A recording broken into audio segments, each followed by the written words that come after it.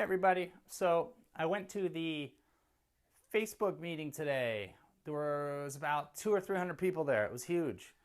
I was surprised. I didn't think so many people were going to come, but it was just a room filled with small business owners. Okay, this was pretty cool because I've been using Facebook since, I don't know, like 2007 or something like that. And at that time, it was more of just kind of a social gathering place. It was kind of like, where do I get away from, where do I go from MySpace? That's what it was. Over the years, it's just evolved into this whole new thing. I mean, it's like people are just running their businesses from it, basically. Okay, so I'm just going to share with you the main thing. I'm not going to make this too long. The main point that you need to know if you are marketing on Facebook, the most important thing, even before you market on Facebook, know your customers, know your demographic, know them very well. Know them as well as you know yourself, because that's going to be the key to how you effectively promote to them. Okay? So, for example, let's say you are a high-tech gadget guru. Maybe you do kind of what I do.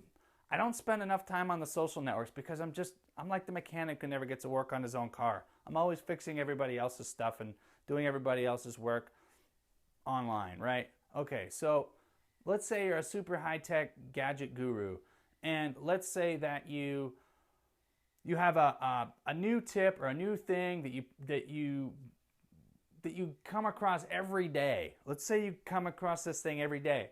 Hold on. Before you jump there, don't jump to the conclusion, because basically the idea is you never want to overwhelm your demographic. And chances are, if you're dealing with high-tech gurus, they're probably maybe going to be spending a lot of time online. And just maybe a high percentage of those people are also going to be using Facebook very regularly. So let's imagine that each of those people has liked 100 other pages, including your business page. And let's say that they're getting posts from all those other pages weekly or daily. Now, if you're like me, eventually you just go, I've seen enough. I don't want to see this anymore. Not that you unlike the page, maybe, but you might go and say, you know what? I'm going to hide these for now because I just don't want to see these posts anymore. Okay, that's one point. So know your demographic well. Understand what they want to see. But you're better safe to post like every 3 or 4 days, or maybe like once a week even, or every 2 weeks. Have something fresh. Have something new. Have something interesting. Have something that your demographic is really going to want to hear about.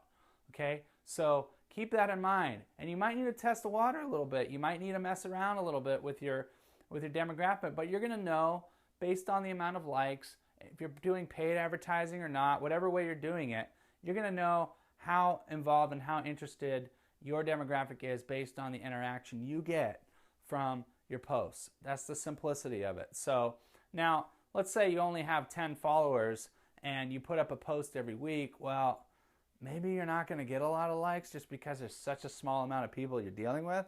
But once you get into the thousands range, 2,000 to 5,000, then you're going to really start to see and notice what things are really engaging or not.